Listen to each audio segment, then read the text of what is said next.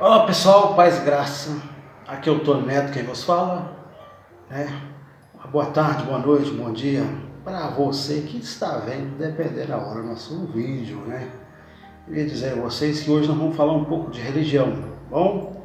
Então eu queria pedir a vocês que dê seu like, se inscreva no canal, compartilhe, faça o canal crescer, ajude-nos que o canal cresça, E outra, eu já falei que vou repetir, os meus equipamentos são tudo amadores, Então tem os ruídos, eu não tenho uma sala apropriada, A gravação aqui não é apropriada, não é um profissional, Então, vou pedindo perdão aí, desculpa a vocês já dos ruídos. Então, se você achar bom nossos vídeos, você gosta dos nossos vídeos, E etc, se você quiser ajudar o canal para a gente crescer, eu vou deixar meu Pix aqui na tela, tá ok? Deixar meu Pix aqui e você puder ajudar a gente, pode estar contribuindo aí da forma que você achar melhor. Deus abençoe, eu volto aí depois da vinheta, já a gente volta.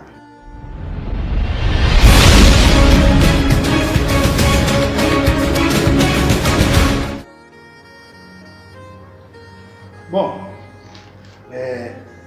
hoje eu queria falar de dois temas, viu pessoal? Dois temas importantíssimos e preocupantes, embaixo do cristianismo, tá? Vamos dizer assim, envolvendo a religião. Primeiro quero dizer que eu sou contra denominações religiosas. Se você ainda não sabe, vai ficar sabendo. Eu sou contra denominações religiosas. Por quê?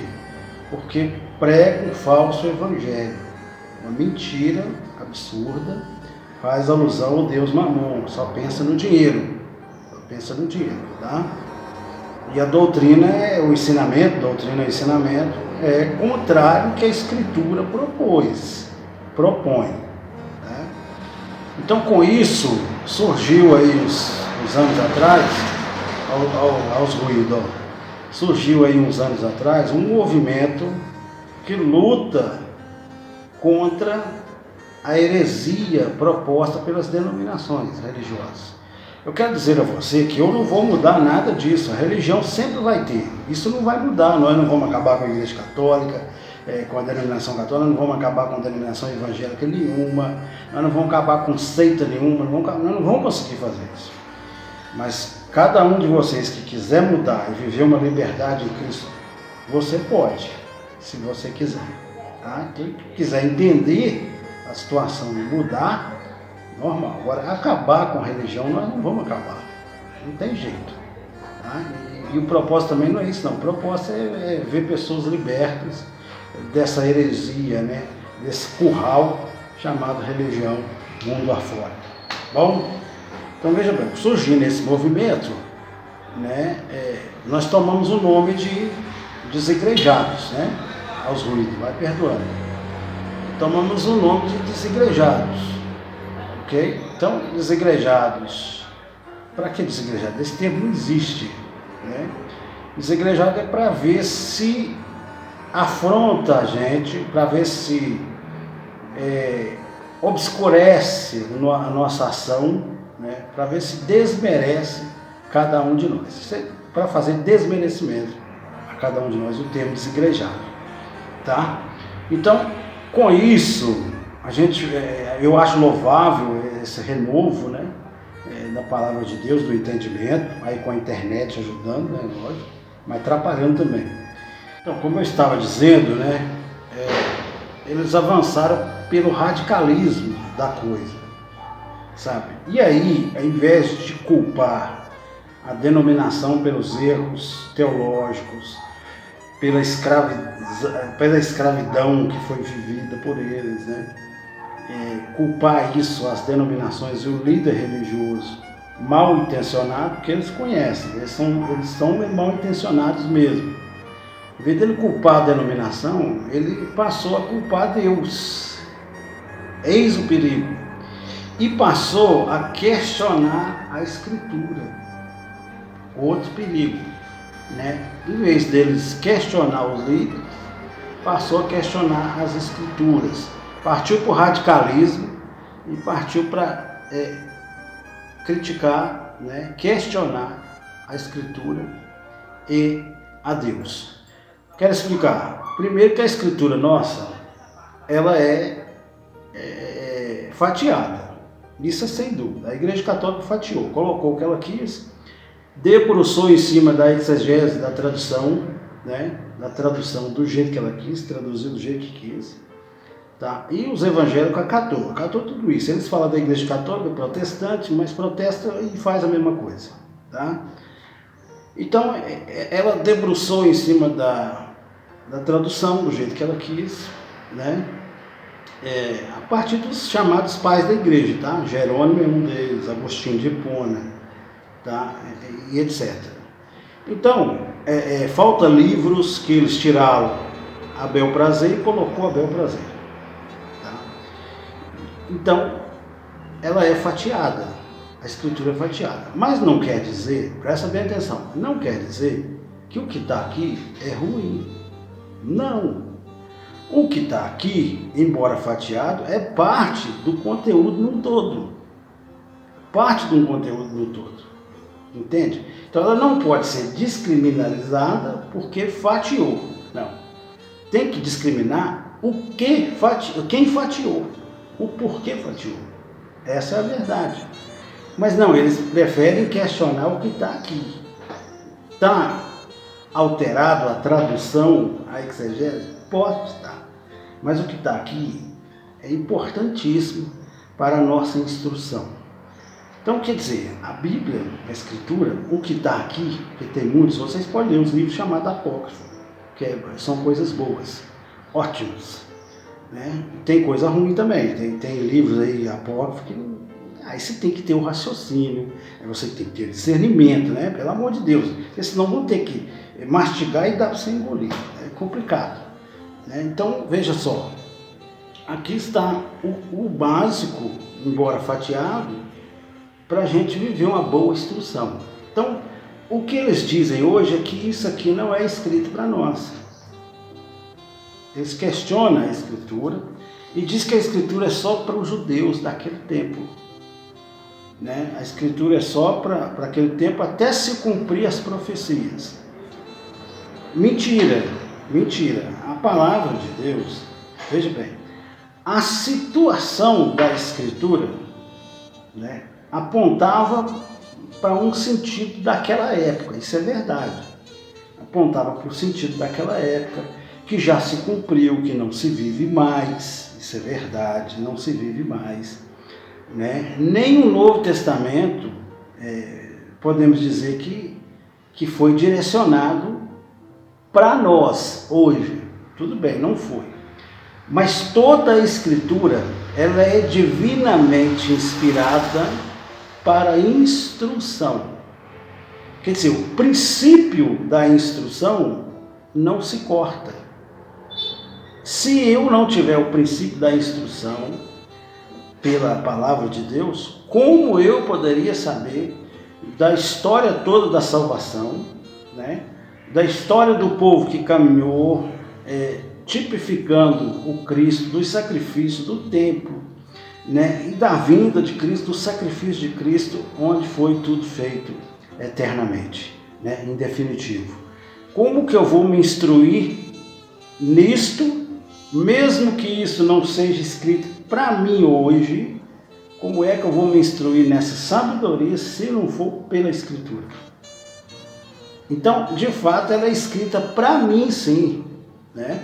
E aí a gente pega aqui, 2 Timóteo, no capítulo 3, verso 16 e 17, que diz o que eu acabei de falar. Toda Escritura é divinamente inspirada e proveitosa para ensinar, né, repreender, corrigir e instruir em justiça. Só na palavra de Deus eu encontro, pela história do povo, desde Adão e Eva até o Apocalipse, nessa cronologia que a Igreja Católica colocou, é outra coisa também que a gente vai falar disso aí. Eu conheço a justiça, a piedade de Deus, o amor de Deus, e é isso que me instrui, o amor, a piedade, a justiça, o caráter de Deus está na Escritura. Não tem outro meio de eu saber disso se não for pela Escritura. Aí o nosso amigo, tem um pregador aí na internet, chama Geraldo Moraes, né? Geraldo Moraes disse que a Bíblia está no nosso coração. Isso é um absurdo, isso é uma heresia incompleta. Porque antes de eu conhecer a palavra de Deus, eu já existia e não sabia nada do que estava escrito, pelo Espírito, no meu Espírito. Eu posso ter o princípio do caráter, que pode vir de berço, da moral, da ética, que pode vir de berço, dentro do meu Espírito, sim. Mas a Escritura em si, a história em si, eu não sabia se não fosse a Escritura. E nem ele critica a Escritura e usa a mesma Escritura para debochar. Tem base um negócio desse? Quer dizer, a Escritura não serve para o dia de hoje, para ele viver, mas serve para ele criticar, para ele zombar, para fazer heresia, para interpretar a bel prazer dele, né, como se fosse o homem mais certo do mundo. Isso é mentira. E não é só ele não, tem mais um sujeito aí que chama-se, eu vou dar o nome dele, chama Elias Peixoto, lá do lado do Paraná, que está pregando essas heresias, né? Primeira heresia, esse termo se chama, esse método se chama, na teologia, na acadêmica, se chama preterismo. Eu sou adepto do preterismo. Vocês não se assustem, eu vou dizer, eu sou adepto do preterismo, mas o preterismo que a gente chama parcial, certo? Deixa eu explicar. O método preterista é aquele que se entende que as profecias já se cumpriram, né? E que não tem mais profecia para o futuro para cumprir. Só que aí divide em duas partes. O preterista completo, que já aconteceu tudo, não vai acontecer mais nada, em termos de profecias, né, de vinda de Cristo, etc. Parousia, etc. Né? Então, vem dizendo dessa forma de modo geral, não tem nada mais a acontecer. Isso é um absurdo. Vou mostrar para vocês o absurdo disso. E outra é o que eu sou adepto, é parcial. Creio que já aconteceu a maioria das profecias, né? Embora creio que já aconteceu parte das profecias, melhor dizendo, né? Embora tenha as ramificações dessas profecias.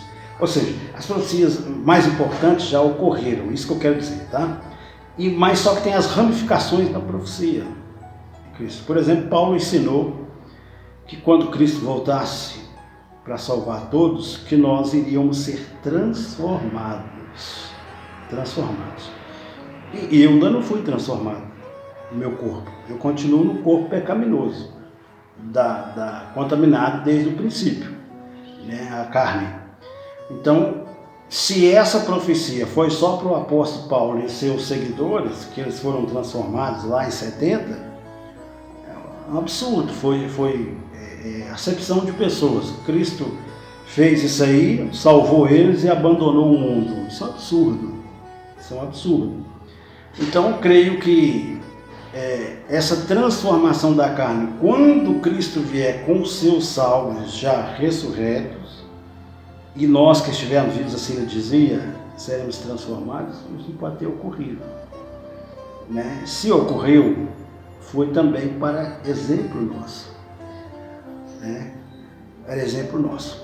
Então, eu sou adepto de que as ramificações dessas profecias ainda estão para acontecer, ok? Isso engloba muita coisa, né? A gente pode falar do Apocalipse, por exemplo, o Apocalipse já se cumpriu, né? Tem gente que acha que não, mas o Apocalipse já se cumpriu. Um julgamento em 70. O que foi em 70, no ano 70 depois de Cristo, para você que ainda não conhece?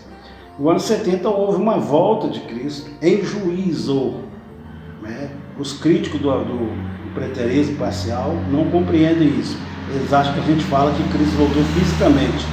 Não, Cristo não voltou fisicamente em 70, ele veio em juízo contra uma era, a era judaica, para estabelecer a sua igreja. Se você ler Mateus 21, você vai compreender isso, né? Que quando o dono da vinha saiu e depois mandou os seus servos para ver como é que estava a vinha, né? E eles mataram os servos, e etc. E mandou. E depois, por último, ele mandou o filho, né? E esse aí tomaram ele, mataram ele, para que ele não fosse herdeiro sozinho. Essa é É a analogia de Mateus 21 que está explicando. E lá está bem claro, né? Lá está bem claro que os fariseus, judeus daquela época, entenderam que Cristo falava deles. Que quando o dono da vinha viesse, mataria a todos, né? E acabava com aquela era. A era judaica teve que encerrar ali. Isto, gente, não é ser contra judeus lá, Israel, no estado, país. Isto não é ser contra. A verdade é que nós não excluímos judeus das coisas sagradas. Os judeus são todos filhos de Deus e serão salvos, como qualquer um de nós. Porém, eles não acreditam que o Cristo já veio. E para nós o Cristo já veio e acabou com a era. É tanto que o templo foi destruído e até hoje não foi reconstruído. Fala-se de um terceiro templo, mas não tem profecia para isso, é mentira. Pois bem, então você entendeu que no ano 70 o Cristo veio. A gente prega isso, a pessoa não compreende. Ele veio em juízo, fez juízo contra aqueles que não aceitaram Cristo, que mataram o filho do dono da vinha, e acabou aquela era, destruiu o templo e pronto, acabou. Ele diz lá em Mateus também, né, Mateus 24, nos primeiros versículos, você pode ler isso lá, que não ficará pedra sobre pedra, e não ficou. Essa profecia cumprida que Jesus falou, ok? Tá bom, então o que me preocupa hoje é esse pessoal aí dizer que a escritura, o preterismo completo, que isso aqui não serve para nós mais. Mas é mentira, eu vou repetir de novo. Toda escritura é divinamente inspirada, proveitosa para ensinar, para corrigir, né? Para instruir e na justiça de Deus, para que o homem de Deus seja perfeito e perfeitamente instruído para toda boa obra.